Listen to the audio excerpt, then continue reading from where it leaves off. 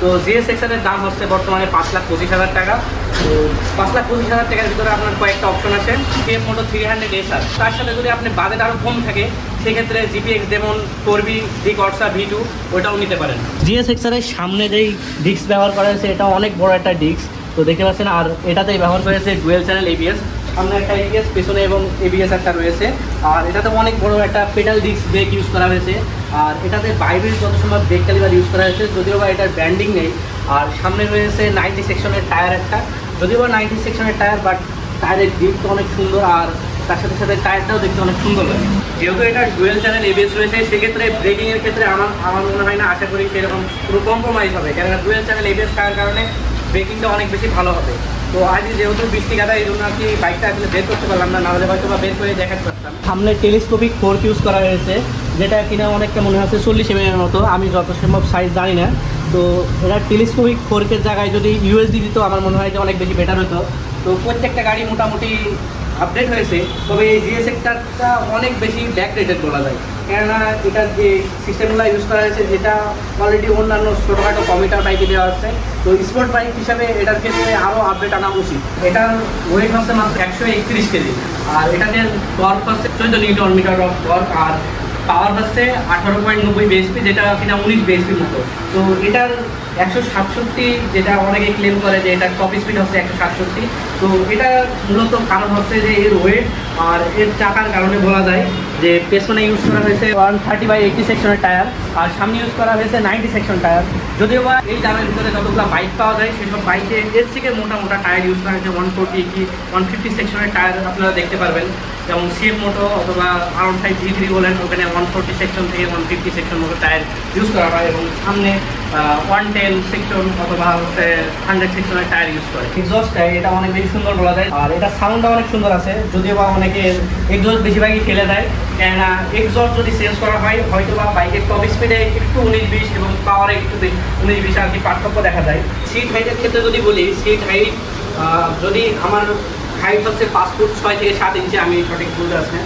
তো যাই হোক, আপনারা দেখতে পাচ্ছেন যে আমি পা মোটামুটি দুইটাই ভালো মতো রাখতে পারছি, এবং ব্যালেন্সিংটা অনেক বেশি সুন্দর হবে, যদিও বা আমি জানি না সিট হাইট আসলে কতটুকু। তো তারপরেও এটা যে 5 ফুট যারা 4-5 ইঞ্চি রয়েছে তারা থেকে সবাই চালাতে পারবে মোটামুটি বলা যায়। আর এটা যদি ভাইজরের কথা বলি, ভাইজরটা মোটামুটি দেখা যায় আর কি, তবে উপরের দিকে একটু কাটা মতো এখানে আর কি মনে হয় যে দেখা যাচ্ছে না। এটা যদি আর একটু চেঞ্জ করে দেওয়া যায় হয়তো বা আর একটু ভালো দেখা যেতে পারে। এখানে আমার হচ্ছে রিমোট যেহেতু নেই সেহেতু বাইকটা স্টার্ট করতে পারছি না, তবে এখানে চাবি রয়েছে, তো এই চাবিটা আসলে কোনোভাবে খুলতে পারছি না। তো রিমোট না থাকলে হয়তো বা এটা খোলা পসিবল হচ্ছে না, এই হচ্ছে অবস্থা, খোলা যাচ্ছে না। সাসপেনশন ফিডব্যাকটা কেমন আসলে সেটা আমি বুঝতে পারছি না রাস্তায় না চালানোর কারণে, কেন এর আগে আমি জিএসএক্সআর সেরকম চালাইনি। আর সিট অনেক শক্ত, আর সাসপেনশনটা যতটুকু মনে হলো যে অনেক বেশি হার্ড। সামনে যদি একটা ইউএসডি সাসপেনশন ইউজ করা হতো, পেছনে যদি আর একটু ভালো 7 স্টেপ অথবা 8 স্টেপ মনোসক ইউজ করা হয়তো বা কমফোর্ট রয়েছে সেটা হয়তো বা একটু বাড়তো আর কি। জিএসএক্সআরে আসলে সেই রকম কোনো মোড অথবা কোনো কিছু বলতে গেলে নেই, যেরকম অন্যান্য বাইকে অনেক মোড থাকে, বর্তমানে অনেক বাইকেই TFT মিটার দিয়ে দিচ্ছে। তো এখানে 5,25,000 টাকা দিয়ে TFT মিটার এখনও পর্যন্ত দেয়নি, এটা নর্মাল একটা ডিজিটাল মিটার আর কি।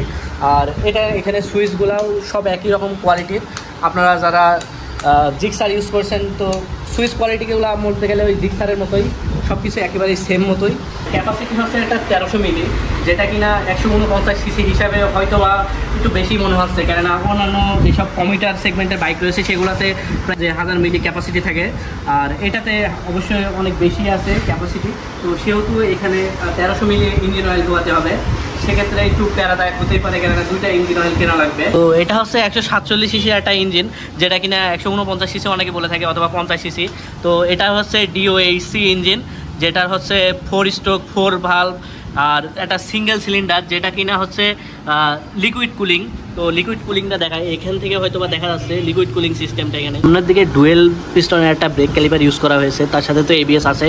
আর এটার হচ্ছে ব্র্যান্ডিং করা নেই কোনো, বাট পেছনে যে ব্রেকিংটা রয়েছে এটা হচ্ছে নিশিনের ব্রেক ক্যালিপার, এটা সিঙ্গেল পিস্টনের। আর এটাও হচ্ছে পেছনে এবিএস রয়েছে, আর এটা হচ্ছে ডুয়েল চ্যানেল এবিএস। পেছনে হয়তো বা মনে হচ্ছে 230 mm এর মতো সামথিং হবে পেছনের ডিস্ক ব্রেকটা। এটা হচ্ছে মাইলেজ 35 কিলোমিটার, আর হাইওয়েতে হয়তো বা সর্বোচ্চ 40 পাইতে পারেন, 40 থেকে একটু 1-2 এদিক ওদিক হতে পারে।